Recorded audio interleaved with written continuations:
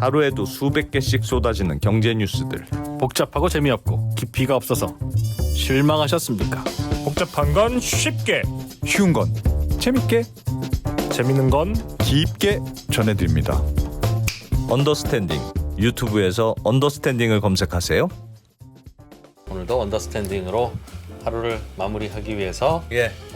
퇴근길 라이브를 지겹지만 시청해주신 3프로TV 시청자 여러분 고맙습니다. 네, 오늘 탁프로님 마지막이었다고 막 인사. 아 그래요? 네. 아유 탁프로님이 유일하게 마음에 들었어요? 마음에 들었어.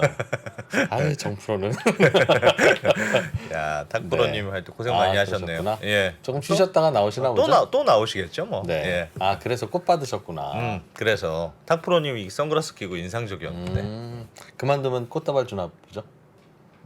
그런 모양입니다. 네. 예. 저도 곧 결단을 내리겠습니다. 오늘은 여러분이 3프로TV에서 2프로보다 좋아하시는 이철 작가님. 아, 이철 작가님은 진짜 난 솔직히 박사님 할 때마다 이철 박사님은 뭐 나쁘지 않고 좋은 말씀 해주시는데 네. 이렇게까지 좋아할 일인가 싶기는 해요. 진짜 좋아하세요, 다들. 그러니까 이상하게 언더스탠딩 시청자들은 네. 이철 박사님께는 호의적이야?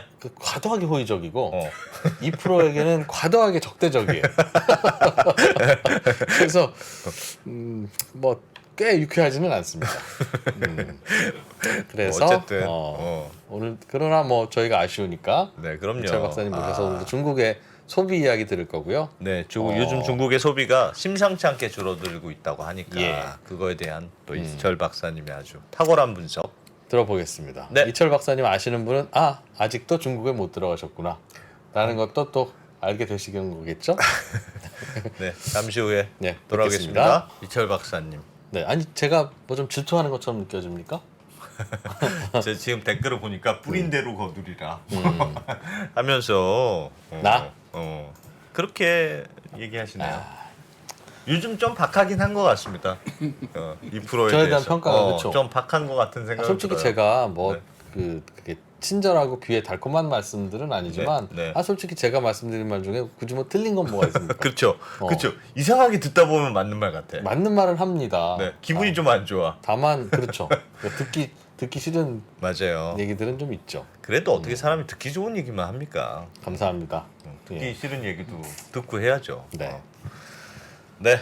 네, 중국 공산당이 듣기 싫어하는 이야기들을 좀 하고 계셔서 언더스탠딩이 나온 이후로 저희들도, 중국에 좀, 못 좀, 들어가고 계시는 네, 아마 중국이 입국을 막는 게 아닌가 싶은 네. 그러나 그렇진 않다고 본인은 생각하고 계시는 네. 이철 박사님 어서 오십시오. 네, 안녕하세요. 네. 안녕하세요. 아니 아직도 못 들어가시면 예, 이제 다음 달 하순 비행기를 이제 노리고 있습니다. 노리고 노리고 노린 거는 아직 확정된 건 아니잖아요. 그러니까 요즘은 예정이 예정대로 될 거라는 확신을 가지기가 좀 어려워서요. 예, 최선을 다한다 네. 이렇게 생각하고 있습니다. 일단 예약은 했다. 예매는 했다. 네, 그렇군요. 다음 달 말 전에 또 여러 번 모셔야 되겠네요. 그래야 되겠습니다. 박사님 가시기 전에. 예, 저희는 우리가 좀 되신다 싶으신 분들은 막 그냥 자주 모셔서 네. 또 한번 들어가시면 이번에 당하셔가지고 그래. 조심스러울 거 아니겠어요. 다시 나오기가. 그 진짜 괜찮으시겠습니까? 중국의 비밀을 이렇게 여기다 쏟아놓으시면 네. 들어가시면 좀 이철 박사님 잠깐 봅시다 하는 분은 없을까요? 기관원들이? 남산에 끌려간다거나 뭐 그런 거 없습니까? 아마 다른 정치 일정들이 중요한 게 많아서 예, 저한테까지 신경을 안 쓸 것 같습니다. 네. 알겠습니다. 알겠습니다. 네. 자, 오늘은 중국의 소비? 예, 예. 네. 중국이 소비 절벽으로 가나? 네. 네. 소비 지표가 잘 안 나오고 있어요? 그렇죠. 그런데 오늘 말씀드릴 내용은 주 근거가 중국 인민은행, 그러니까 우리나라의 한국은행에 해당이 되는 중앙은행이죠. 네. 그 인민은행에서 발표한 데이터를 기본으로 해서 예. 말씀을 좀 드리려고 그래요. 근데 이제 이 지표들은 우리나라에서는 별로 신경 안 쓰는 지표라고 할까, 잘 사용 안 되는 지표라고 할까 그런 네. 것인데요. 예. 중국 경제 지표로 볼 때는 상당히 의미가 큰 지표입니다. 그래서 중국에 관심이 있는 그런 분들이라면 한번 좀 그 계속 앞으로도 모니터링 해 보셔도 예. 좋을 그럴 지표라고 생각을 해요. 네. 뭐죠? 어떤 지표죠? 그게 이제 중국 인민은행이 발표하는 지표라고 네, 그 하셨는데. 매월 발표를 하는데요. 네. 사회융자라는 지표를 발표를 하고 있습니다. 사회융자. 예, 융자는 대출. 돈 예, 많이 예, 꿔줬느냐? 예. 대출 총액, 대출 잔액 그런 거죠. 그런 거죠? 예. 예. 그러니까 중국은 우리나라하고 결정적인 큰 차이가 우리나라는 사유제 경제를 기반으로 해서 움직이는 자본주의 경제 체제의 국가이고 네. 예. 중국은 우리가 어떤 식으로 의식하든지 간에 사유제 경제 체제와 함께 공유제 경제 체제가 같이 공존하잖아요. 네. 예. 그러다 보니까 그 경제의 주체가 중국 같은 경우에는 가구, 기업, 사실 그 기업도 국유 기업과 사유 기업이 같이 있죠. 예. 그리고 이제 정부가 있지 않습니까? 그런데 정부의 경제 규모와 영향이 우리보다 훨씬 크죠. 그러다 보니까 이 경제 주체인 가구, 기업 그리고 정부 예. 이 세 경제 주체에 대한 지표를 발표를 하는 것인데 예. 중요한 것은 우리가 중국의 정부가 얼마나 빚을 지고 있는지 사람들과 학자들마다 중국의 지방 정부의 누적 적자가 천문학적 숫자다. 네. 이것이 문제가 되리라. 이 얘기가 벌써 30년간 계속되고 있는데 네. 네. 눈덩이처럼 불어난다고만 얘기를 하지 정확히 얼마인지 우리는 몰라요. 그리고 국유 기업이 부실한 기업이 얼마나 있고 또 잘 돈을 벌고 있는 기업은 얼마나 있는지 네. 그 내용을 잘 몰라요. 그러니까 전부 장님이 코끼리 만지듯이 이렇게 더듬어서 전해 내려오는 일부의 소식을 가지고 판단할 수밖에 없는데 네. 이 사회 융자 규모라는 지표는 가구, 기업, 정부 이 세 가지 경제 주체의 이유가 뭐가 됐든 어떤 형식으로 돈을 빌렸든 모든 융자, 모든 돈 빌린 거를 다 합쳐서 발표를 합니다. 그게 가구인지 정부인지 기업인지는 모르겠으나 어쨌든 전체적인 대출이 얼마나 늘었느냐 줄어들었느냐. 예, 그렇게 이제 나누어서 발표를 하는데요. 네. 이제 누적치는 발표를 안 해요. 그럼 늘어난 폭만 발표합니까? 그러니까 금년에 그러니까 이번 달에 얼마 늘었다. 늘어난 폭만. 네, 요렇게만 가계 발표를 하죠. 대출일로 치면 우리는 증가액만 발표하고 잔액은 발표 안 하는. 예. 근데 이게 왜 중요하냐면 지방 정부가 자기네들 채권 규모가 예를 들어 100원이다. 예. 근데 지방 정부의 산하 기업이 있어요. 네. 근데 기업의 그 부채는 거기서 빠지거든요. 통계에서. 네. 그러면 정부가 가지고 있는 부채를 예를 들어서 상수도 사업공사 네. 이러고 회사를 따로 만들어내면서 너 가는 김에 상수도 때문에 우리가 그동안 얻어 쓴 네. 채무 500원 같이 가져가라. 그러면은 500원이 딱 떨어져 나가는 거예요. 예. 그거 우리나라에 많아서 우리 익숙해요. 예. 4대강 사업할 때 네. 그게 정부가 부채 일으킨 게 아니라 수자원공사라고 하는 공기업이 부채 일으킨 거라 예. 정부 부채에서 빠지고 예. 우리나라 각종 임대 사업 하는 거 공공임대주택 다 LH가 지으니까 네. LH 부채지 그게 정부 부채 아니래요. 예. 그게 뭐야 그게? 라고 생각하지만 그렇다고 하니 중국도 그렇다는 말씀. 그거랑 비슷하다. 그리고 이제 좀 그 민도가 높고 그 경제 발전 수준이 높은 예를 들어 상하이라든가 뭐 이런 데서는 그런 일이 없지만 네.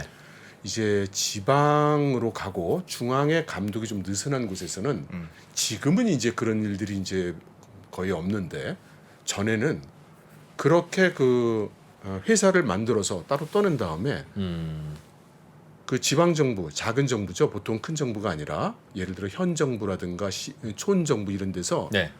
우리 이 회사는 너무나 좋은 회사야. 뭐 첨단 기술도 가지고 있고 또 우리 정부가 확 밀어줄 거야. 네. 예. 이렇게 해놓고 그 회사에서 회사채를 발행해요. 음. 그걸 이제 그 사람들한테 파는 거죠. 네. 그럼 사람들은 이거 굉장히 유명하다고 그러고 뭐 첨단 기술도 있다고 그러고 정부가 밀어준다고 하니까 그 채권을 사는 거예요. 네. 그랬다가 한 1, 2년 후에 파산합니다. 아. 그러면 정부가 가지고 있던 채무를 이 회사가 다 가지고 나가서 다시 채권을 발행해서 정부에게다도 좀 갚고 해결을 해준 다음에 이 회사가 파산을 하면 그러니까 정부의 부채는 줄어들고 민간의 부채는 늘고 네. 이제 이렇게 되죠. 그래서 그 세 가지 경제 주체 사이에 돈이 어떻게 오가고 있는가의 흐름은 정확히 파악할 수가 없지만 네. 이 전체 지표의 동향을 보면서 어느 정도 우리가 이런 식으로 현재는 돌아가고 있는 것 같다 이렇게 더듬어 볼 수가 있는 거죠. 예. 그러면 그 사회 뭐라고 하셨죠? 융자. 사회 융자 융자. 총액이 예, 늘어나는 건 경기가 좋고 그래서 대출이 많이 나가고 네, 그럴 때 늘어나겠네요. 그렇습니다. 반대일 때는 경기 안 좋다는 신호고. 그렇게 볼 수 있죠. 알겠습니다. 네. 예, 그래서 이제 그 요 파워포인트를 한번 보시면요. 네. 이번에 이 인민은행이 발표한 기사를 오른쪽에 보였습니다. 그런데 금년 들어서 1월부터 6월까지 상반기에 네. 이 중국 사회 전체의 사회 융자 규모가 21조가 넘었어요. 21조 21.77조 위안. 상반기에 추가로 나간 것이 그렇죠. 증가한 분이 예. 그래서 작년하고 비교를 해보면 2조 8,900억 위안 정도가 증가를 했다. 예. 그러면 예. 이거를 6으로 나눠보면은 월 평균 3조 6천억 위안 정도가 대출이 나갔다. 대출이 나갔다는 뜻이 돼요. 네. 네. 그런데 But. 이번 7월에 음. 중국 사회 융자 규모 총액이 7,561억 위안으로 떨어진 거예요. 근데 작년 7월에는 5조가 넘었었거든요. 작년에는 7월에 유독 더 많이 나갔네요. 평소보다. 그렇습니다. 예. 그래서 작년하고 비교를 하면 7분의 1로 뚝 떨어진 거예요. 무슨 일이 있었을까요? 올해 7월에? 바로 그렇습니다. 그래서 요 지표가 급락한 걸 놓고 네. 이제 중국을 그 모니터링하고 있는 많은 학자들 그리고 관찰자들이 어라 이거 왜 이렇게 됐지? 이상하다. 그리고 다 이제 그 달려들었죠. 그랬더니 그래서 금년 들어서 사회 융자 규모의 변화를 그래프로 이제 보였는데요. 네. 뭔가 작년까지와는 좀 다르다라는 게 이제 그 다들 공통된 의견이에요. 지금 이 그래프에 보면 빨간 점 사이를 이은 게 금년도 그 사회 융자 규모의 변화인데요. 네. 2019년부터 이렇게 그 매월 변화하는 그 패턴을 보면 공통적으로 2월에 펑 내려가고, 네. 그죠? 그리고 3월에 나서 늘어나고. 7월 달쯤에도 좀 내려가고, 네. 10월 달쯤에도 좀 내려가요. 그게 대체로 중국이 일 안 하는 시기하고 같습니다. 일 안 하는 시기. 예. 그러니까 2월 달에는 춘절이 있고요. 7월 달에는 이제 여름 휴가들을 많이 가고, 예. 10월에는 그 국경절이 있죠. 네, 네. 그래서 큰 명절이거든요. 네. 큰 휴일이죠. 그래서 그때는 이렇게 그 융자액이 줄어듭니다. 예. 그런데 이 그래프에서 보시면 아실 수 있듯이 금년도에는 이 융자 규모의 진폭이 굉장히 큰데다가 그 이번 7월에 산업계에서 소위 업계 사람들이 그 예측한 바로는 예. 지금 너무나 그 경제 상황이 안 좋기 때문에 네. 작년만큼은 안 나올 거다. 그래서 이번 7월에 작년에 한 절반 정도도 채 못 미치지 않을까. 예. 그래서 예상치가 1조 1,000억 위안 정도였어요. 음. 그런데 실제로 외화로 그 융자된 거 빼고 국내 위안화로 융자된 규모만 살펴볼 때 7,000억 위안도 안 됐거든요. 그래서 예상했던 규모의 절반 수준이라는 겁니다. 예상도 굉장히 낮을 걸로 예상을 했는데 예. 절 반토막 날 것이다라고 예. 마음의 준비를 했는데 그거보다도 더 반토막이 났구나. 그렇죠. 원래 작년 거에 비해서 반도 안 되는 정도가 되지 않겠냐고 최악의 상황을 가정해서 예상을 했는데 예. 그거의 반 수준으로 나온 거죠. 그러니까 이제 왜 이렇게 됐느냐? 여기에 대해서 이제 몇몇 그 전문가들은 어떻게 해설을 하냐면 요 그래프에 있는 그 올라간 그러니까 4월, 5월, 6월 올라간 이 패턴이 자연스럽지 않다고 얘기를 하는 겁니다. 그 그 전에나 전전에 해하고 비교해봐도 패턴이 많이 다르죠. 많이 올라갔어요. 예. 그래서 이걸 그 사람들은 어떻게 해석을 하냐면 1, 4분기 지나고 나서 4월 달에 완전히 경기가 떡나 그랬는데 네. 그걸 지방 정부가 어떻게 해서든지 해 보려고 뭐 막 갖은 압박과 수단을 다해서 예. 올려놨는데 이제 그 약발이 다 했다.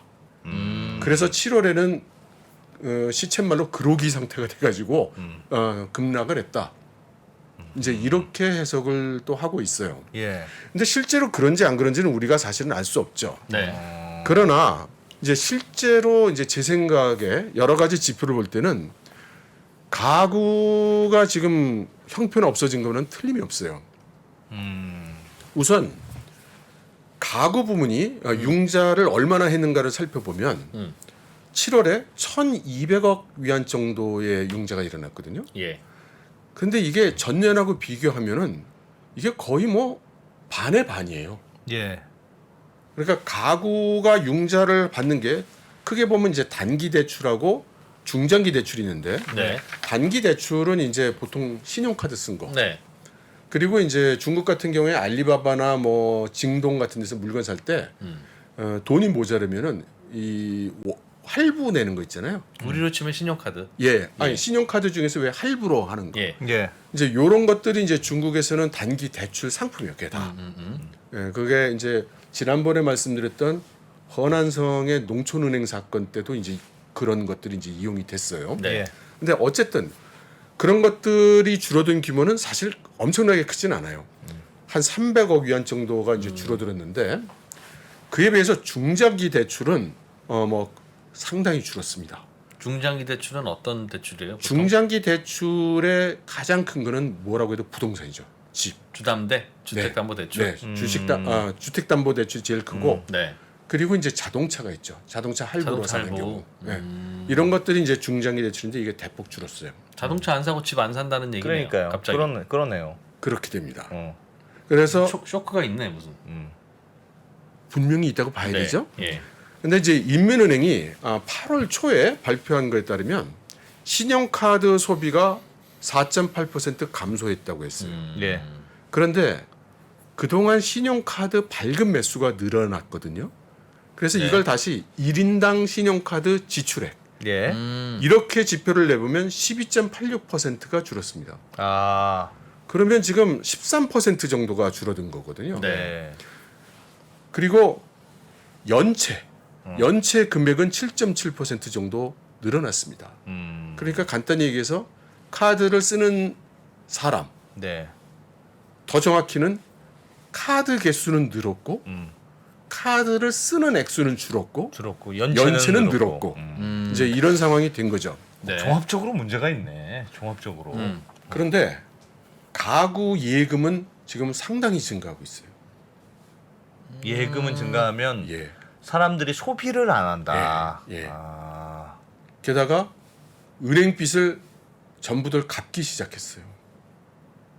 그 말은 경기가 뭘까요? 나쁘다고는 보면서도 유동성에 대한 고민은 아직은 없나 보네요. 보통 어려우면 대출도 안 갚고 기다리죠. 예. 그런데 그 대출을 안 갚고 기다린다는 것은 이제 우리나라에서는 그 허용이 되는 얘기지만 네. 예. 중국에서는 대출을 안 갚고 견딘다는 말이 성립하지 않습니다. 우선 중국은 개인 파산이 없어요. 네? 개인 없어요? 파산 제도가 없어요. 예. 전에도 한번 말씀드렸지만 한 작은 행정 단위에서 지금 그 시범 사업으로 하고 있을 뿐이고 예. 그런 게 없어요. 무조건 빚은 갚아야 되는 겁니까? 그렇습니다. 그래서 이게 이제 최악의 상황의 경우에 어떻게 되냐면 요즘 그 중국이 이제 부동산도 심상치 않잖아요. 근데 중국 같은 경우에는 대개 부동산을 어떤 식으로 사느냐면 예를 들어 좀 100원짜리 집이 있어요. 예. 그런데 이제 그 선금을 받습니다. 네. 계약금 예, 선금인데 네. 예를 들어서 그 30원을 내요. 예.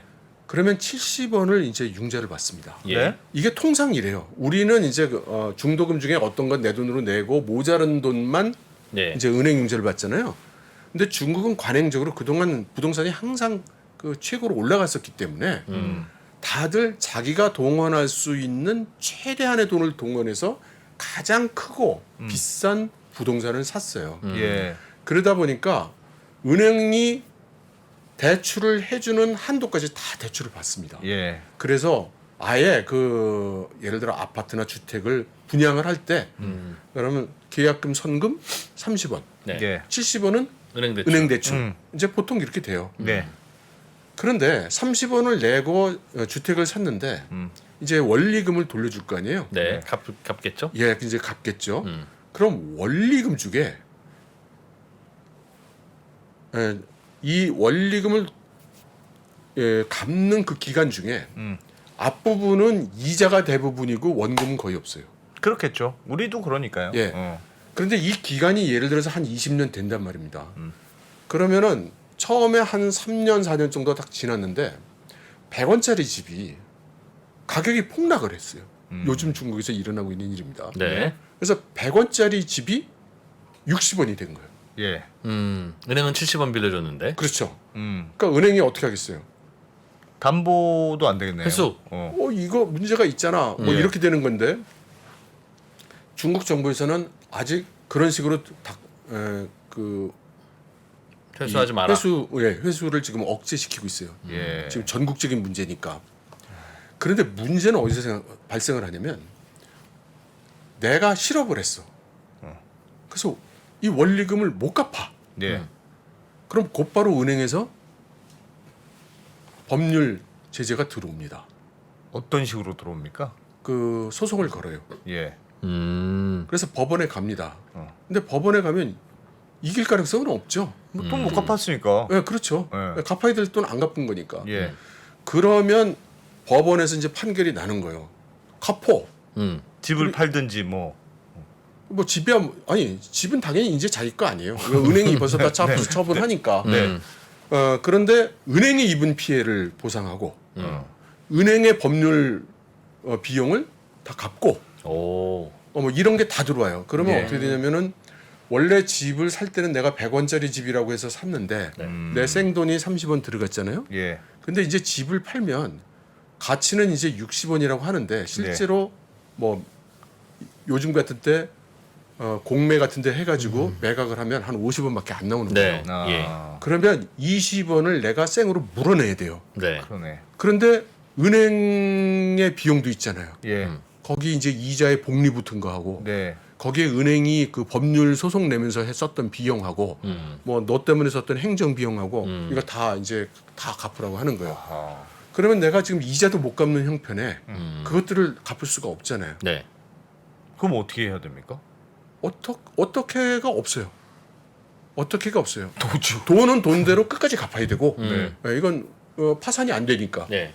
그 다음에 갚을 돈을 못 갚으면 이제 점점 민사가 형사로 변해서 결국 최악의 경우에는 감옥에 들어가야 되죠. 네. 아. 감옥에 들어가면 더더군다나 이자를 못 갚겠죠. 그렇겠죠. 그러니까 그 사람 인생은 이제 끝나는 게 되는 거죠. 그런 집들이 많다는 겁니까 요즘 중국에? 그 얘기를 이제 우리가 추정을 해보려고 하는 거고요. 예. 그러니까 지금 한번 생각해 보세요. 내가 지금 아직은 한 몇십 원이 있어. 네. 예. 근데 100원짜리 집이 점점 가격은 내려가. 그런데 만일의 경우에 내가 지금 다니고 있는 회사에서 잘려. 그럼 나는 어떻게 될까? 감옥 가는 거네요. 그 시나리오대로라면. 그러면 이게 이거 보통 일이 아닌데? 네. 이러다 큰일 나겠는데? 이렇게 되는 거죠? 예. 아버지, 저 20원만 좀 융통 좀 해주세요. 저 잘못하다 큰일 나겠어요. 아. 그렇게 해서 갚는 거예요. 그렇대요. 그래서 중국은 대출을 갚는다. 가족들이 되게 끈끈하대. 우리도 가족은 끈끈해요. 한국도. 부럽습니다. 저희 집은 안 끈끈합니다. 예, 여러분들은 지금 끈끈한 가정과 끈끈하지 않은 가정을 보고 계십니다. 네. 그래서 이게 그 좋은 현상이 아닌 거예요.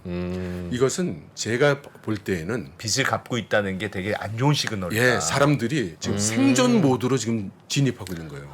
리스크를 최대한 줄이고 어떻게든 버틸 수 있는 체계로 지금 들어가고 있는 겁니다. 아하.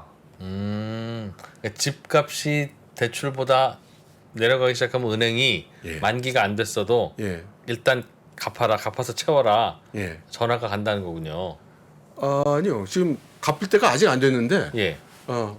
이 돈을 융자를 받은 사람들이 자발적으로 은행에 와서 앞으로 원리금 다 갚을게. 일어날 이런 시나리오를 예상하고 그러니까 집값이 떨어지다가 지금은 내가 빚을 조금씩 갚고 나가고 있지만 만약에 집값이 더 떨어졌는데 네. 내가 원리금을 못 갚는 상황이 됐다.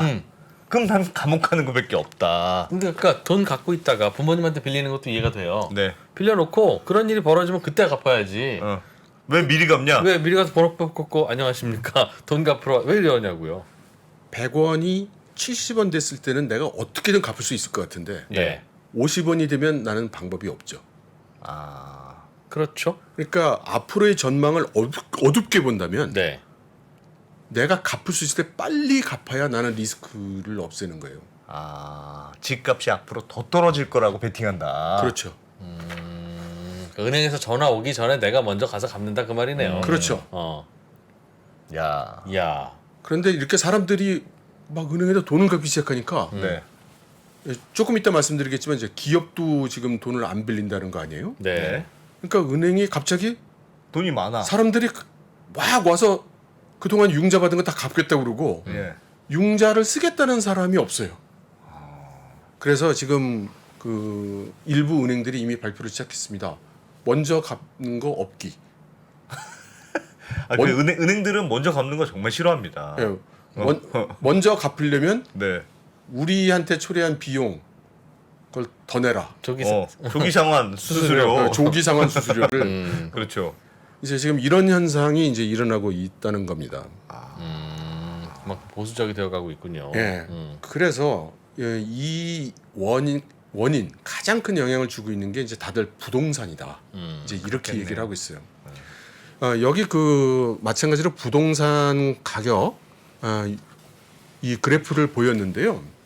여기 빨간 동그라미 친 부분이 이제 최근의 부동산 가격 동향이에요.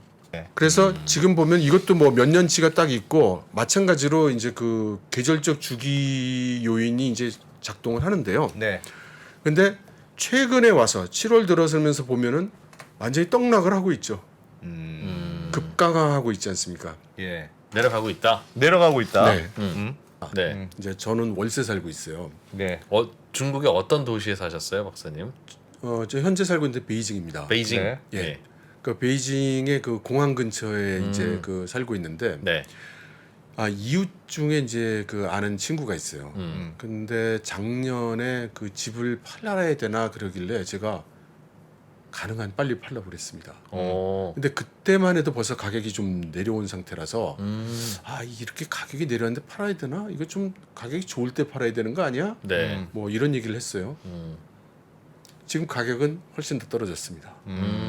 그리고 이제는 팔릴 것 같지도 않아요. 예. 그렇죠. 예, 이게 베이징이 이런 상태면 전국적으로 더 심하다고 봐야 됩니다. 그래서 예. 다음 그래프를 한번 보시면 여기에 이제 세 가지 그래프를 이제 그 보였는데요. 첫 번째 그래프는 그 부동산 기업들이 얼마만큼 새로운 부동산을 지금 그 개발을 하고 있는가 이거를 지표로 퍼센티지로 작년에 대비해서 얼마나 되는가 이렇게 네. 표현을 한 건데요. 보시면 이제 다 금년 들어와서 마이너스로 들어왔죠. 예. 그러니까 부동산을 개발하는 규모 그것이 이제 그 줄어들고 있다 이렇게 볼 수 있고요. 그 옆에 있는 그래프는 그래서 그 부동산 개발 회사들한테 정말로 자금이 들어오는 그래서 자금이 얼마나 준비되고 있는가를 보면 역시 훨씬 더 크게 떨어지고 있죠. 자금도 잘 안 들어온다. 예, 뭐 마이너스 17.7%, 19. 몇 %, 이제 20 몇 %잖아요. 네. 예, 돈이 그렇게 이제 들어가지 않는 거예요. 근데 여기에도 이제 그 두 가지 측면이 있는데요. 조금 이따 말씀드리겠습니다. 그리고 이제 세 번째 보는 그래프가 뭐냐면은 맨 밑 아래쪽에 있는 그래프인데요. 이거는 중국 정부가 부동산 지수라고 해서 그 발표를 하는 겁니다. 부동산 경기 지수. 예. 그래서 이거는 6개 하부 지표를 종합해서 만든다고 하는데요. 구체적인 내용은 밝혀지지 않고요. 100 이상이면 경기가 좋다. 100 이하면 경기가 나쁘다. 그래서 부동산 쪽에 뭐 PMI 지표라고 할까 뭐 이제 그렇게 생각하시면 될 것 같아요. 예. 네. 근데 역시 지금 굉장히 내려가 있죠. 내려가고 있죠. 예. 그러니까 부동산이 지금 마구 내려가고 있다는 사실은 객관적 현실이에요. 그러니까 실제로 중국의 SNS를 보면 훨씬 더 심한 얘기가 많이 나오고요. 부동산 가격 계속 내려가고 있다. 네. 그러니까 정부 발표를 보면요, 그 부동산 가격 내려간 게 그렇게 크게 내려간 걸로 안 나와요. 예. 근데 실제로 그 현실 세계에서 제가 이제 주변에서 듣거나 네. 하는 그 비율은 상당히 큽니다. 언제가 고점이었어요? 그럼 한 2017년 뭐 이런 그 최근 이후로, 최근 4년간은 계속 예. 내리막입니까 중국이? 그걸 이제 보여드릴게요. 그 우선 부동산이 지금 악순환의 고리에 지금 들어왔다고 판단이 되는데 네. 이것은 사실은 그 리만 브라더스 사태 때하고 뭐 비슷한 거기 때문에 네. 굳이 하나하나 말씀드릴 필요는 없을 것 같긴 해요. 네. 단지 이제 중국적 상황에서 좀 많이 다른 부분을 말씀을 좀 드리면 그 빨간색 박스 4개만 좀 설명을 드릴게요. 지금 그 부동산 개발 업체들이 재무 상태가 굉장히 급격히 악화되고 있습니다. 네. 지금 1위, 2위, 3위, 4위 뭐 다 같이 그 악화되고 있고 네. 실제로 그 지난달에 새로 부동산을 이제 개발하라고 지방 정부들에서 이제 땅을 팔려고 내놨을 때 네. 실제로 계약이 체결된 부동산 개발 회사의 70-80%가 국유기업이었다고 그래요. 그러니까 민간 예전에는 그 반대였거든요. 네. 그러니까 민간 기업이 지금 새로 무슨 부동산을 개발할 엄두를 잘 못 내고 있는 겁니다. 그리고 그만큼 부동산 개발업체들이 많이 지금 도산을 하고 있어요. 예. 그런데 이 부동산 개발업체들이 도산을 하면 거기 공사하던 시공업체들, 하청업체들이 같이 도산하죠. 그러면 하청업체에서 일하고 있던 농민공들, 이 사람들이 돈을 못 받아요. 이게 중국이 농민공들에게 뭐 우리처럼 뭐 매달 이렇게 봉급을 주지 않습니다. 대부분 몇 달에 한 번 주는 경우가 많고요. 심한 경우에는 1년에 한 번 몰아서 줘요. 그래서 그 춘절 때 네. 농민공들이 그 이제 고향으로 돌아가야 되잖아요. 예. 여기가 분수령이에요. 그때 줘요. 그때 안 주면 큰일 나요. 그때는 싸움 난다는 거죠. 그때는 뭐 쇠사랑 들고 나와요. 그래서 예. 그때는 이제 그 줘야 됩니다. 그리고 그때가 되면 매년 리커창 총리가 막 감독을 합니다. 야, 주라고, 그 제대로 농민공들 주라고. 돈 제대로 갈 수 있게 똑바로 다 그 관리를 해. 뭐 이렇게 얘기를 하죠. 물론 이제 그 공장이나 그 농민공 같은 데서 돈을 100% 다 안 주는 경우도 있어요. 그런 경우에는 대개 의도적으로. 왜냐하면은 똑이다. 복귀하라고. 네, 그렇습니다. 예, 돌아오지 않을 가능성이 있는. 회사 안 예. 봐. 예. 진짜 갔다가 안 돌아온 사례도 많다고 들었어요. 진짜. 그 문제는 아까 말씀드린 것처럼 지금 주택 가격이 이제 떨어지다 보니까 예. 주택담보 대출 받은 게 이제 문제가 되고 여기에 실업률이 많이 올라가게 되니까 소비자들이 아까 말씀드린 것처럼 파국에 다다르게 되는 겁니다. 네. 그러니까 실제로는 단순히 부동산 가격이 내려가고 있어 이런 현상으로 끝날 얘기가 아니고 농민공들이 파국에 몰리고 네. 수많은 주택담보대출을 받았던 평범한 사람들이 파국에 내몰리고 있는 거예요. 그리고 얼마 전에 이 농민공 수를 가늠할 수 있는 네. 그런 통계도 발표가 됐어요. 네. 그래서 그 다른 지역에 가서 사는 사람들 지난번에 그 인구 조사 통계 예, 예, 말씀드릴 예. 때 얘기가 잠깐 나왔었잖아요. 네. 근데 이제 3억이 넘는 걸로 통계가 발표가 나왔습니다. 그럼 어떤 거요? 그러니까 지난번에 왜 그 중국 인구가 이미 감소했을 것이라고 말씀을 드릴 때 예. 그러한 그 인구 조사 차이가 생긴 게 그 다른 지역 사람이 다른 지역 호구를 가진 사람이 내 지역에 있다고 이렇게 기록하는 것 때문에 예. 그리고 네. 그 사람들의 대부분이 농민공이라고 말씀을 드렸잖아요. 예. 그런데 다 100% 농민공은 아니겠지만 그렇게 다른 도시나 다른 지역에 가서 호구를 옮기지 않고 살고 있는 사람의 수가 3억. 3억이 넘는다. 와. 교집합이 이중 교집합, 집계된 교집합. 분들이. 그러니까 예. 이중 집계됐을 가능성이 높은 사람들이죠. 그러면 중국은 1인당 GDP가 생각보다 높겠네요. 중국의 1인당 GDP는 생각보다 높겠어요. 야, 지금 그래서 사실 그런 지적을 하시는 분들이 꽤 3억 계셨어요. 명이나 빼야 돼. 그러니까 중국이 지금 한 15억 가지고 왔다 갔다 합니까? 그렇게 뭐 3억 명까지 될 것인가는 우리가 뭐 확인이 안 되니까 알 수 없지만 네. 지금 그 중국 정부에서 추진하고 있는 정책 중에 하나가 있는데 그게 제대로 시행이 안 됐던 모양이에요. 지난주에 다시 그 정책을 제대로 시행하라는 그런 발표가 났었는데요. 그게 뭐냐면 인구 300만 이하의 도시는 농민이 그 도시로 이주해 오겠다 그러면 받아라. 호구를 줘라. 아.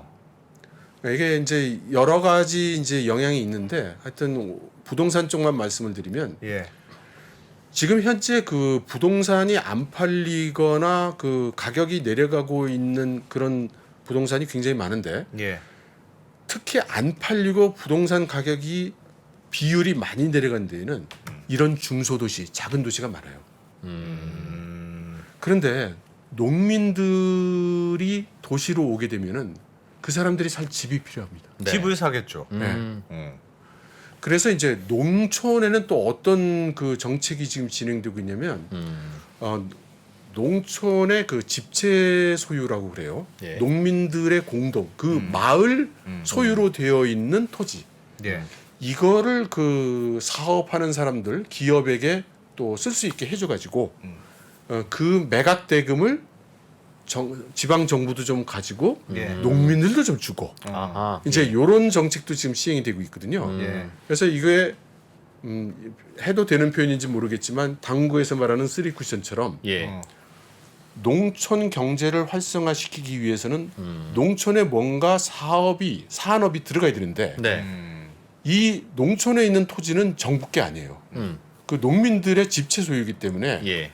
이거를 쓸 수 있게 집체 소유 토지에 어떤 그 농촌에 도움이 되는 산업 시설은 들어갈 수 있게 해주고 그 대신에 공짜로 쓰는 거 아니다. 돈 줄게. 이렇게 해서 농촌에 돈 들어가고 지금 재정이 형편없어 너무나 배가 고픈 지방 정부에 돈이 들어가게 하고 네. 그러면 그만한 땅이 상당한 그 규모로 예. 팔려 나가면 네. 거기서 해당 지역에서 농사를 짓던 농민은 돈이 생길 거고. 돈은 생기고 농사지을 땅은 없어졌죠. 네. 어. 그러면 이제 상하이나 베이징 이런 데는 가지 마시고 근처에 있는 300만 이하의 중소도시로 작은 도시로 가라. 거기 가세요. 네. 옛날에는 호구 안 줬지만 지금 다 줘요. 애들 교육도 생각하셔야죠. 그래서 이렇게 오게 되면 살 데가 필요해. 거주할 때가 안 팔리고 있는 아파트가 많아. 즐비해. 네. 예. 그러면 그걸 사겠죠. 왜냐하면 그 토지 보상 대금을 받은 게 있으니까. 예. 그러니까 이 정책들이 이런 식으로 이제 되어 있는 조금이라도 겁니다. 만회를 하려고. 그러니까 설계가 저는 설계가 원래부터 그런 의도로 됐다고 생각해요. 저는. 그 우리나라 공기업 지방 이전이 그래서 지방 균형 발전하러 내려가는 게 그런 거잖아요. 그렇죠. 가서 집도 좀 사고, 집도 좀 사고. 거기서 좀 살아라. 신도시도 만들고. 예. 네. 그리고 지금 그 부동산적으로 또 하나 큰 문제가 되고 있는 게 예. 소위 그 공사 중지된 프로젝트들이죠. 예. 근데 그 중국식 개념에서는 사실 우리나라의 공사 중지라는 거하고 딱 1대1로 맞진 않아요. 예. 왜냐하면은 일단 회사가 망하거나 이제 공사를 포기하면 그건 이제 공사 중지라기보다는 공사 포기에 그렇죠. 가까운 그렇죠. 거고 예. 지금 상당수의 경우에는 행정적으로는 공사 진행 중이에요. 근데 깨그작 하는 거죠. 안 움직이고. 그러니까 원래는 뭐 한 500명 달라붙어서 해야 될 공사에 네. 이제 5명이 하고 있고 뭐 이제 그런 거죠. 일- 어쨌든 일당 줄 돈이 안 내려오니까. 그런 것도 있을 거고요. 예. 또 하나는 의도적으로 공사를 늦추고 있다 이런 의혹도 좀 있어요. 예? 그래서 얻을 게 뭐예요? 이제 부동산 개발 회사 입장에서 보면 네. 지금 굉장히 그 자금 흐름이 나빠가지고 네. 돈이 아쉬운데 아 여기에 500명씩 쓰고 있으면 500명 쓰는 돈을 계속 지출해야 되잖아요. 네, 네. 겨울잠 자야 된다. 예, 그러니까 5명 이렇게 해서 일단 캐시플로우를 좀 좋게 만들고 예. 또 하나는 야. 지금 부동산 가격이 떡락 중인데 네. 빨리 만들어봐야 그렇지. 이거 뭐 제대로 돈 갚고 팔 가능성이 안 보이는데 음.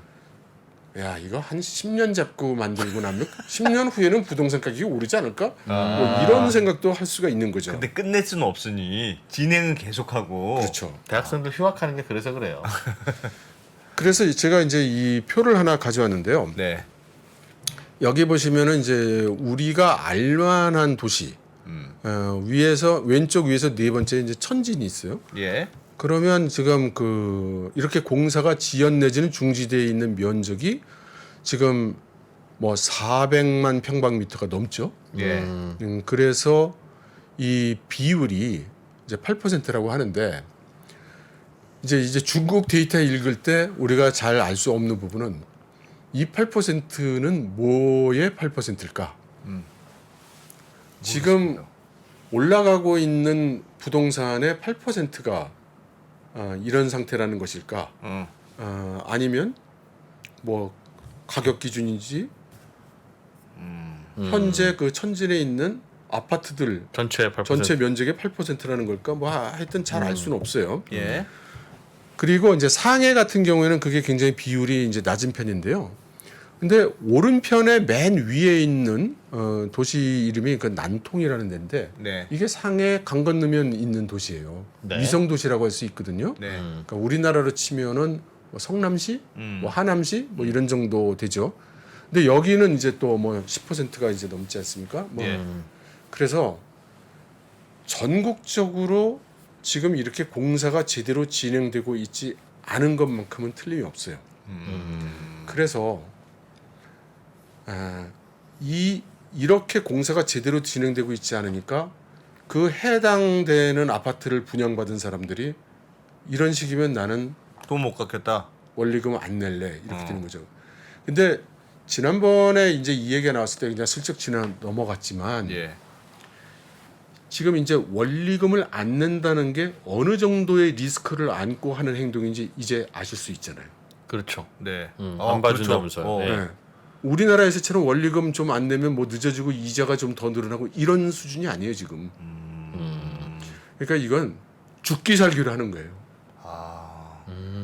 내가 감옥 갈 각오까지 하고. 내 인생 망가질 각오를 하지 않으면 이렇게 할 수가 없어요.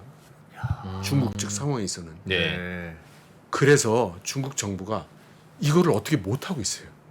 음. 지금 뭐 일부 지역의 소수만 이런 일을 행동을 한다면 예. 뭐 소수의 불순분자 이렇게 할 수 있겠지만 네. 지금 전국적으로 지금 나타나고 있잖아요. 그리고 이 사람들은 절박하잖아요. 예. 그 지금 말하자면 인생 걸고 지금 뭐 죽일 테면 죽여봐라 뭐 이런 식인데 예. 이런 거를 이제 짚어볼 수는 없는 거죠. 큰 사회적인 문제가 될 수 있는 거죠. 야. 아 그래요. 그래서 중국 뉴스를 볼 때 네. 요즘 중국의 아파트들이 올라가다가 뭐 캐시플로우가 막혀서 좀 건설 중지되는 것들이 있고 예. 그러니까 사람들이 나 이러면 나 원리금 안 낼래 라고 가볍게 생각하시면 안 된다는 겁니다. 이게 근본 원인은 에버그란데 같은 부동산 개발 건설 회사를 부채 비율 규제를 강화하면서 레버리지를 축소하도록 정부가 압박을 하는 바람에 생긴 삐끗이잖아요. 아니요. 그렇게 알려져 있는데요. 그렇게들 많이 얘기를 하세요. 네. 근데 저는 소수 의견인데요. 네. 저는 그렇게 그건 납득이 안 됩니다. 아, 중국 부동산이 망가진 이유가 그게 아니다. 그러니까 제 입장에서 보면요. 예. 중국 정부는 이런 현상이 올 거라고 몇 년 전부터 계속 경고를 했어요. 예. 수없이 얘기를 했어요. 부동산 가격이 떨어질 것이다. 부동산 폭락 사태가 올 수 있고 거품 많다. 버블이 터질 수 있고 네. 지금 이런 식으로 가면 안 된다고 몇 년 전부터 계속 얘기를 했어요. 예. 그리고 이런 사태를 막기 위해서 부동산 난개발 막아야 된다. 예, 그리고 부동산이 한없이 올라가지 않는다. 그래서 지방 정부 보고도 이 땅 팔 때 이렇게 함부로 그 집짓토로 예. 그렇게 하지 마라 이렇게 얘기를 했어요. 예. 근데 그건 공자님 말씀이고 당장 지금 그 누적 부채에 시달리고 있는 지방 정부 입장에서는 땅이라도 팔아야지. 땅 팔지 않으면 네, 뭐 재정 수입이 그러니까 지금 재정 수입이 안 되는데 막 그냥 그러거나 말거나 이제 하는 거죠. 그래서 이 사태가 점점 진행이 되고 있고 근데 뭐 지방 정부의 재정을 어떻게 해줄 도리도 없잖아요 중앙 정부에서. 예. 그래서 사실은 그 3년 전인가 2년 전인가에 상업은행법을 개정을 했어요. 근데 그 상업은행법 바꾼 거를 딱 보면 그 의도가 이렇게 이미 아주 흰 종이에 검은 글씨로 써 있어요. 이러한 금융 시스템의 위기가 올 가능성이 점점 점증하고 있고 그렇게 되면 그 약한 은행부터 쓰러질 수 있다. 그래서 은행의 도산을 기정사실화하고 그때까지는 중국에서 은행이 파산하면 어떻게 처리할지에 대한 규정이 없었어요. 파산한 경우가 없어서. 파산이라는 게 없었으니까. 예. 그래서 그때 파산을 전제로 해서 어떻게 처리하겠다는 법을 만든 겁니다. 그게. 그리고 지금 몇 차례 반복해서 말씀드리는 것 같은데요. 그 상하이 포럼에서 마윈이 그 버스 터미널, 네. 버스 정류장 운영하던 방식으로 뭐 공항을 관리하려고 하면 되냐 뭐 이래가면서 중국 정부를 비난했을 때 네. 그때 중국 정부가 뭐라고 했었는지는 다들 기억을 못한다 이거죠. 마윈이 참 통쾌하게 욕했다 그것만 기억하고. 예. 근데 저는 소수 의견인데 저는 그날 그 마윈 그 얘기를 보면서 저는 이렇게 생각했어요. 저자가 드디어 돌았구나. 아니, 그게 단순히 중국 정부의 높은 사람들에 대해서 그렇게 그 공격을 했기 때문에 돌았다는 게 아니라 예. 지금 무슨 얘기를 하고 있는지 이 사람이 전혀 이해를 못하는구나 이렇게 생각을 했어요. 그때 중국 정부가 그때 왕치산 부주석이라든가 료허 부총리가 나와가지고 이런 식으로 가면은 지금 부동산 위기가 올 수 있고 그 부동산 위기는 금융의 시스템성 위기로 전환될 수 있기 때문에 이거에 대한 우리가 방비를 해야 된다라고 네. 얘기를 했고 아무리 얘기를 해도 사람들이 말을 듣지 않고 부동산 개발업자들도 말을 듣지 않으니 그 위험을 관리하고 통제하기 위해서 최소한 3개의 레드라인을 만들어서 부동산 개발 업체들은 최소한 이걸 지켜라. 이렇게 한 거였거든요. 그런데 그거를 좀 나중에 이렇게 많은 그 뉴스를 해설하거나 설명할 때 보면 그 3개의 레드라인을 해가지고 말이야 부동산 개발 회사들이 자금이 쫄리고 뭐 해가지고 이런 문제가 생겼어. 네. 라는 해석이 많더라고요. 전 동의할 수 없습니다. 그러니까 중국 정부 입장에서는 가만 놔두면 버블이 더 커지고 더 큰 문제가 발생할 수 있으니 네. 사전에 미리 뭐 예를 들면 약 맞듯이 자금을 줄이고 자금을 조이고 해서 뭐 사실은 결과적으로는 그것 때문에 건설회사들이 자금이 줄어들고 에버그란데 문제도 생기고 부동산 가격도 문제가 됐으나 뭐 좀 빨리 오게 일부러 만들었다. 그렇게 보시는 거예요? 빨리 오게 만들 것도 없고요. 실제로 그 3개의 레드라인을 도입한 뒤에 1년 후에 보면은 부동산 개발 회사들의 그 재무 구조가 50% 정도는 상당히 악화가 됐고요. 예. 에버그란데 이런데 예. 50%는 개선이 됐어요. 네. 그래서 만일 그 중국 정부의 원래 작전대로 수행이 됐었다면 제대로 네. 그 방향으로 갔었다면 부동산 개발 회사의 반은 망하고 반 정도는 남아서 건강해지고. 네. 건강해지면서 전체적인 중국의 부동산 개발 산업 규모는 축소가 됐겠지만 보다 건전한 상태가 됐겠죠. 그런데 이제 코로나 사태에 뭐 이런 여러 가지 다른 요인이 작용을 하면서 코로나까지 왔으니까. 이게 그 부동산이 전체적으로 큰 타격을 입으면서 네. 상당히 개선이 됐던 부동산 개발 회사마저도 지금 어려워진 거예요. 근데 저는 그렇다고 해서 그거를 중국 정부가 정책을 잘못 썼다든가 3개의 레드 라인을 정했기 때문에 이런 결과가 왔다고 얘기하는 건 그건 좀 공정하지 않은 것 같습니다. 알겠습니다. 이런 얘기를 하면 제가 중국에 돌아갈 수 있겠죠? 네, 그러네요. 예. 하여튼 어쨌든 네. 처음 생각보다는 부동산 위축 중국과 경색이 심각하다. 빠르고 강하고 심각하다. 아. 그리고 어떡하죠? 저는 방금 말씀드린 그 중국 금융의 예. 징조도 이미 시작했다고 생각합니다. 금융의 위험성. 네. 리먼 브러더스 때처럼. 지금 중국의 그 은행이 굉장히 많은데요. 네. 제가 한 3년 전에 그때 당시에 최초로 중국의 뱅크런 사태가 났었어요. 네. 그때 좀 조사를 했었는데 그때 당시 기준으로 작은 은행들, 동네 은행들 400여 개 정도가 현실적으로 파산 상태에 있다는 보고가 나왔었거든요. 부실 대출 때문에. 그러니까 그게 이제 그렇죠. 예.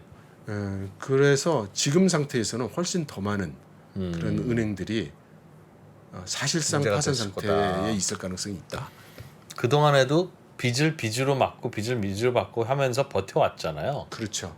그 원래 자본주의 시장 경제가 빚을 빚으로 막아가면서 막- 큰 문제만 아니면 또 그렇게 가기도 하고 그러는 건데. 네. 빚이 줄어들고 있으면 근데 이번에만 더 심각한 이유가 있어요? 물론 그렇습니다.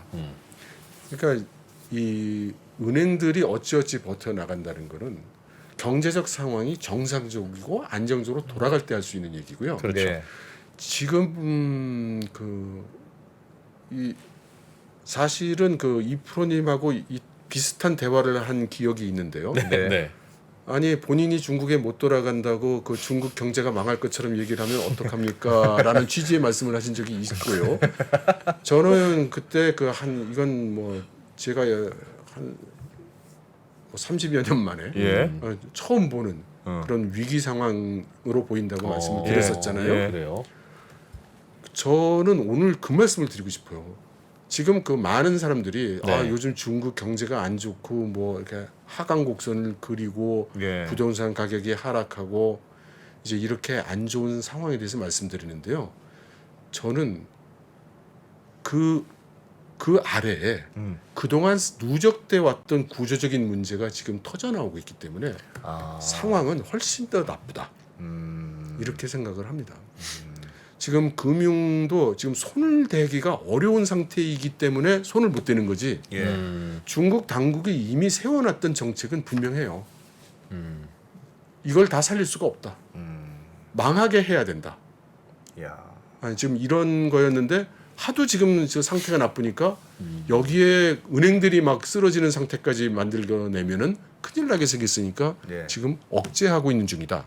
이렇게 봐야 더 정확할 거라고 생각합니다. 그럼 박사님 예를 들면 그 문제의 트리거가 되는 게 부동산 가격 하락이잖아요. 예. 사실은 부채가 많은 상황에서 예. 부동산 가격이 하락하는 걸로 나타나니까 예. 지금 연쇄적으로 문제가 되는 건데 네. 그러면 중국 정부 입장에서 너무 걱정돼요. 너무 세 지금 반응이 이래 안 되겠어. 그럼 부동산을 다시 부양할 수도 있는 거 아닙니까? 사실은 부동산 가격만 다시 좀 올라가면 많은 문제들이 해결될 수도 있다고 생각할 텐데 그렇게 풀 수도 있지 않나요? 아닌가요?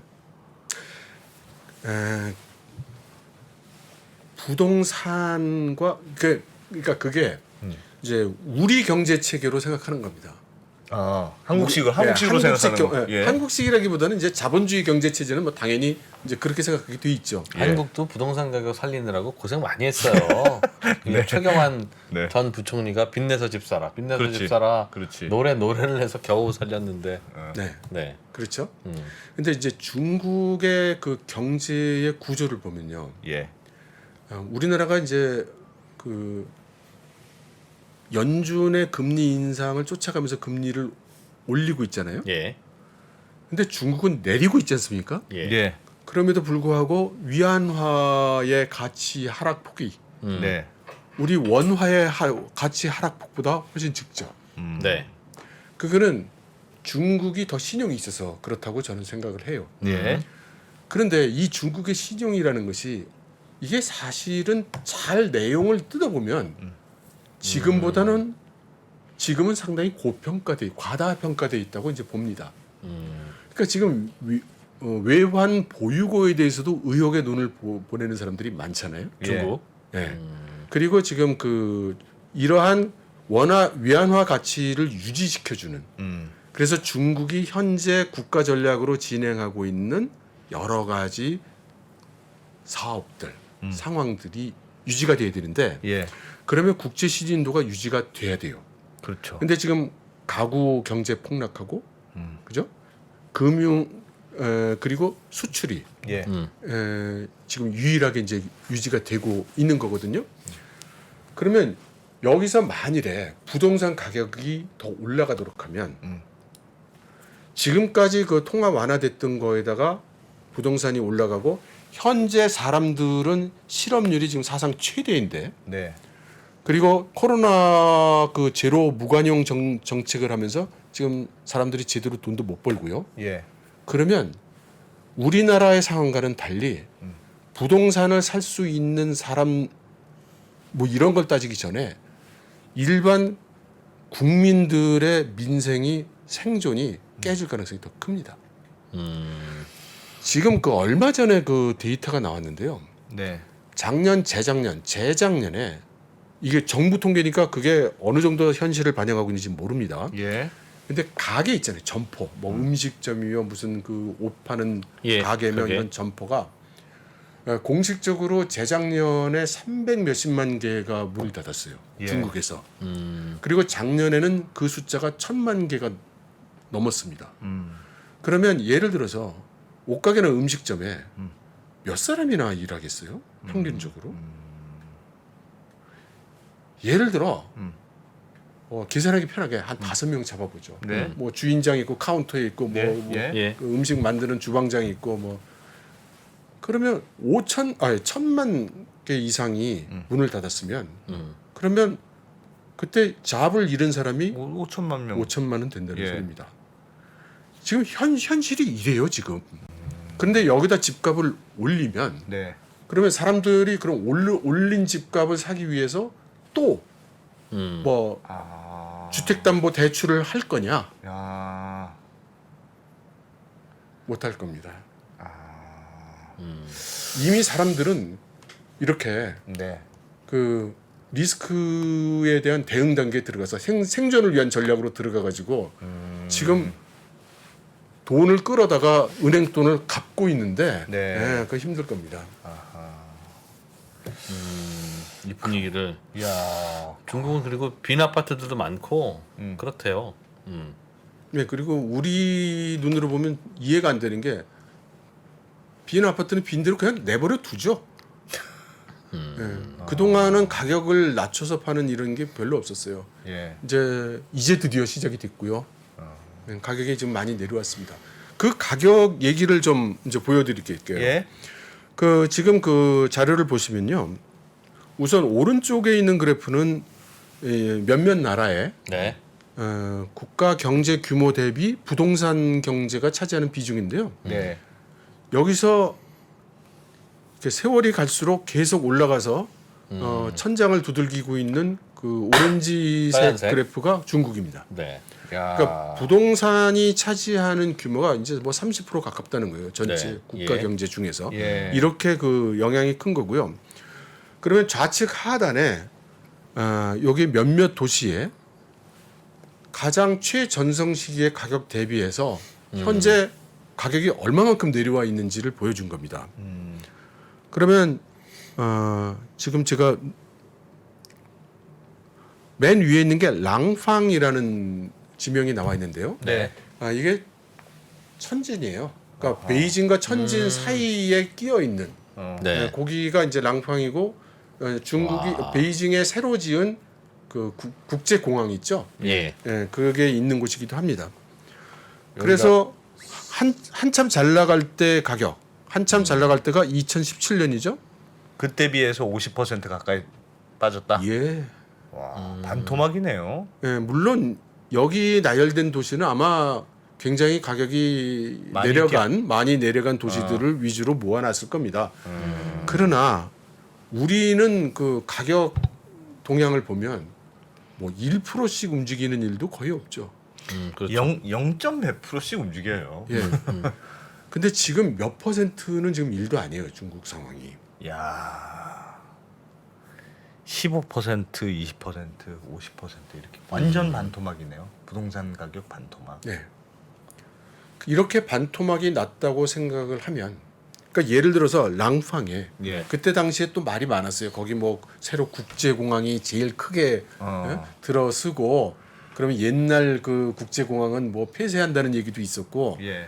그래서 랑팡에 가서 거기다가 이제 아파트 사야 된다. 당시에 그런 말이 많이 있었습니다. 네. 예, 저보고도 가서 사지 않겠냐 이런 사람도 있었고요. 그래서 2017년에 가서 예를 들어 거기에 100원짜리 아파트를 샀으면 네. 아까 제가 말씀드린 그 상황이 그대로 오는 거죠. 어허. 집값이 떨어지고 그래서 나는 그랬는데 돈을 못 갚을 것 같고 그러면 감옥 가고 만약 못 갚았다. 위기는 위기인데 위기는 위기예요. 근데 우리나라도 그러니까 저건 아파트의 위기가 아니라 아파트가 무너지지는 않으니까 근데 아파트 짓는데 돈 빌려주는 은행들의 위기고 그러다 보면 은행에 예금한 예금자들의 위기인 게 98년 외환위기 때 우리나라도 그랬잖아요. 우리나라는 아파트에 돈 빌려준 게 아니라 대우에 돈 빌려주고 뭐 이러다가 은행은 부실해지고 부실한 은행들은 예금을 못 돌려주고 결국은 그래서 우리나라는 그때 정부가 정부 부채를 끌어다가 은행의 자본금으로 박았어요. 네. 뭐 그냥 그러니까 은행에 없던 돈이 생기니까 그걸로 그냥 버텼다. 예금들 나눠주고 뭐 은행도 통폐합도 좀 시키고 그렇게 넘어갔죠. 원화는 외화는 달러는 IMF한테 빌려서 막 메꿨고 중국도 원리로서는 그렇게 해야 되는 것 같은데 문제가 생겼으니 네네. 못 합니까? 그렇게 그냥 하면 한국처럼 넘어갈까요? 즉 이 상황이 어느 정도 긴장해야 되는 건지를 모르겠네요. 위험한 것 같긴 한데. 그 지금 중국이 미국하고 지금 대척하는 상태에 있잖아요. 네. 네. 그리고 여기 중국의 지금 금융 부실에 돈을 그러니까 만약에 돈을 가지고 밀어넣어서 막는다 그러면 엄청난 규모의 천문학적인 규모의 돈이 들어가야 되고요. 그렇죠. 그리고 그렇게 되면은 그 중국 위안화의 그 가치는 떡락을 할 겁니다. 그렇죠. 그리고 그건 아마 지금도 지금 그 외자가 엄청나게 나가고 있는데 네. 그 순간이 되면은 뭐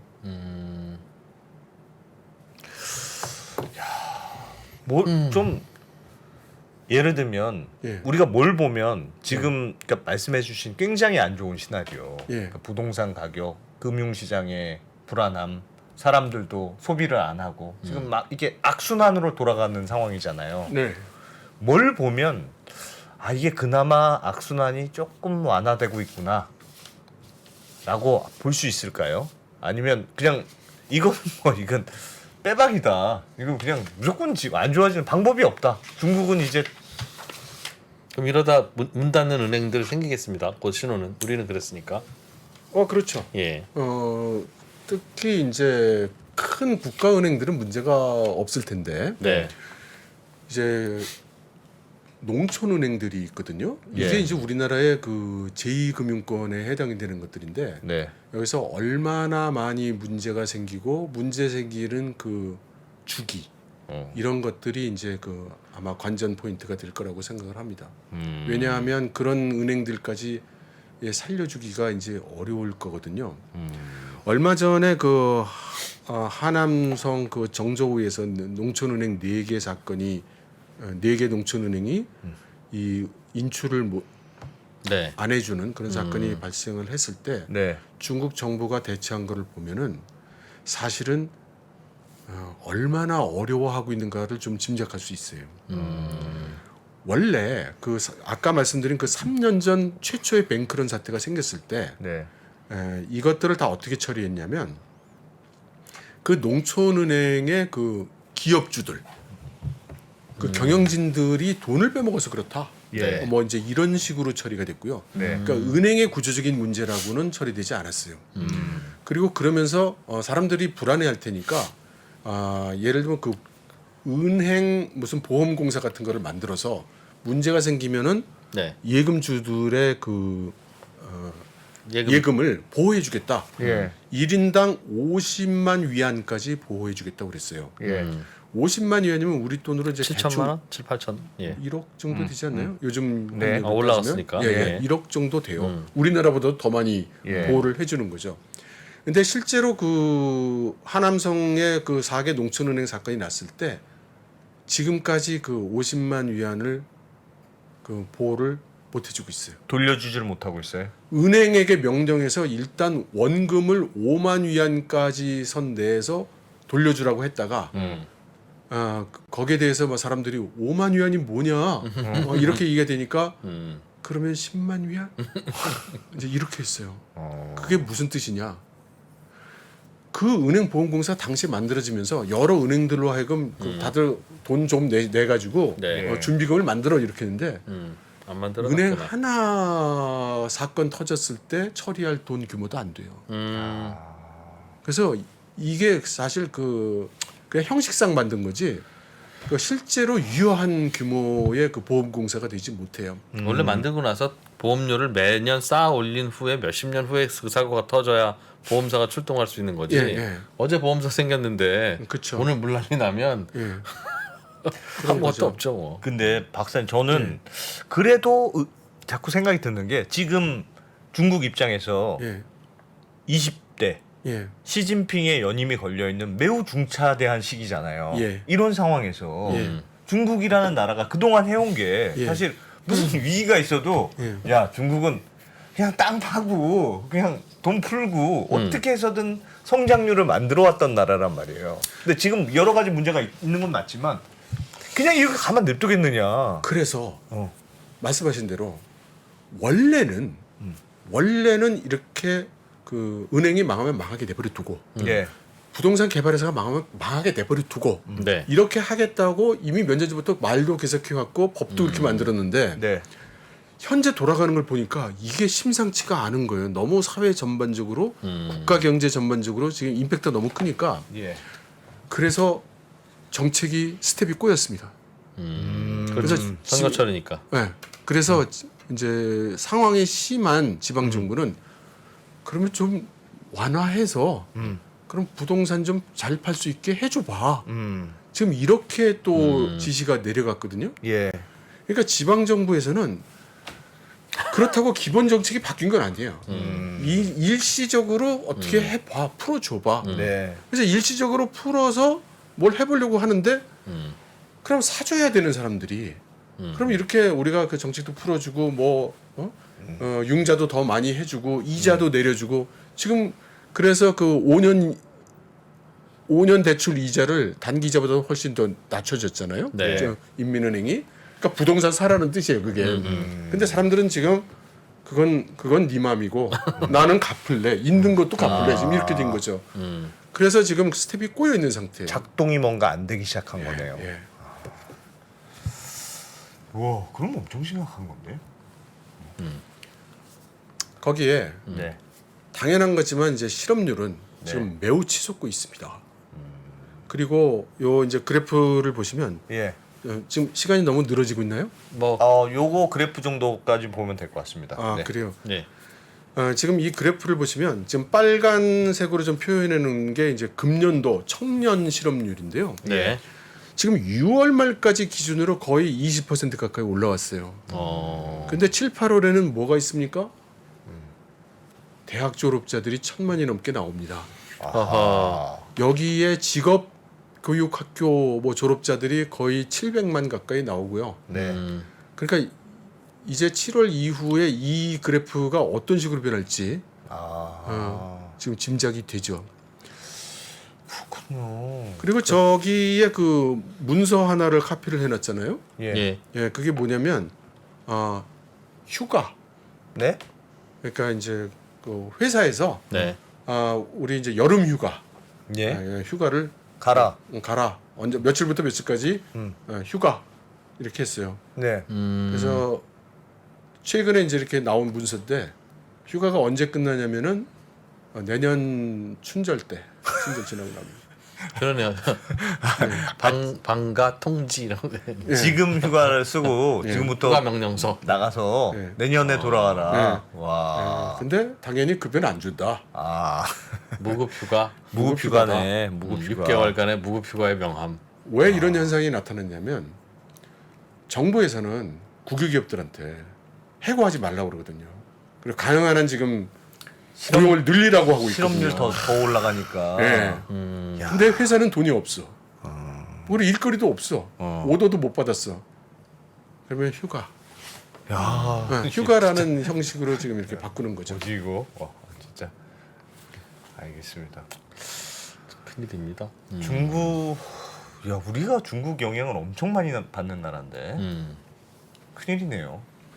저는 그래서 우리나라가 지금 중국 경제가 나쁘다 이렇게 생각하고 있을 때가 아니라고 생각해요. 예. 그래서 지금 중국 상황이 지금 심각하고 중국의 소비가 이렇게 거꾸로지고 예, 중국 자체 기업들이 지금 이렇게 어려운 상황에 있으면 네, 당연히 우리가 중국에 수출하는 그런 양과 질은 이제 계속 악화될 겁니다. 그러겠죠.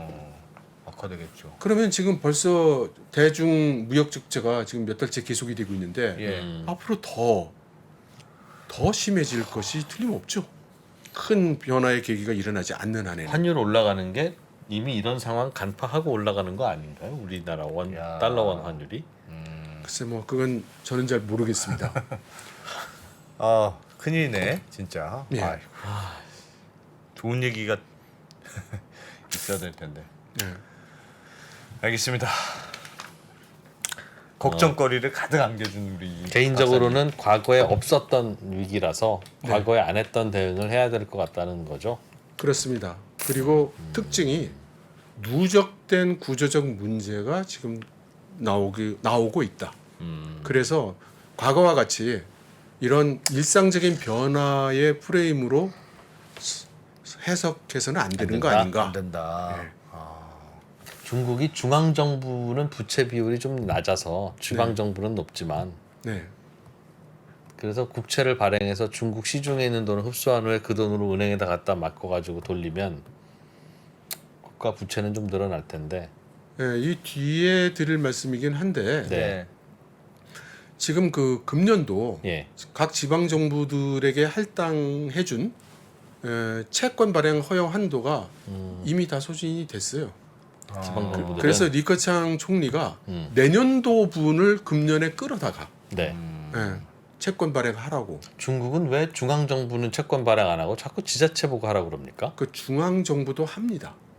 중앙 정부도 그 채권을 발행하는데요, 국채 발행하는데 네. 지방 정부에게 하는 이유는 그 동안에는 채권을 발행하면 지방 정부에 가면 그게 원래의 취지대로 잘 사용이 안 돼요. 그래서 국채를 발행하는데 여러 가지 제한을 계속 하다 보니까 이런 결과가 모럴 된 겁니다. 해자들을 막기 위해서 네. 너희들이 빚내서 너희들이 써. 네, 너희들이 그동안- 빚낸 거니까 방만하게 안 쓰겠지. 예, 그런 겁니다. 야, 그런 구조군요. 알겠습니다. 네. 어떻게? 자, 큰일이다. 걱정이 하여튼 일단 보내드리고 일단 보내드리고 네. 걱정은 따로 좀 해보죠. 네. 이철 박사님 고맙습니다. 고맙습니다. 네, 감사합니다. 길을 잘 하시는 분들, 이미 그 길을 알고 있는 분들은 내비게이션 진짜 잘 써요. 쫙 펼쳐본 다음에 탁 한 다음에 여기 새로 도로 난데 이런 식으로 가지 않아요? 드디어 3프로TV에서 오건영 부부장의 경제 강의가 출시됐습니다. 가끔씩 택시 운전기사님들이 가려고 그쪽 가지 마시고 일로 가시라고 이렇게 하지 않아요? 네, 그게 저는 포인트라고 봅니다. 저는 저 같은 사람들을 그렇게 쓰셔야 된다고 봐요. 이 사람이 하고 있는 로직, 그리고 이 사람들이 앞에 일어나는 이슈들에 대해서 정리해 주는 거 있죠.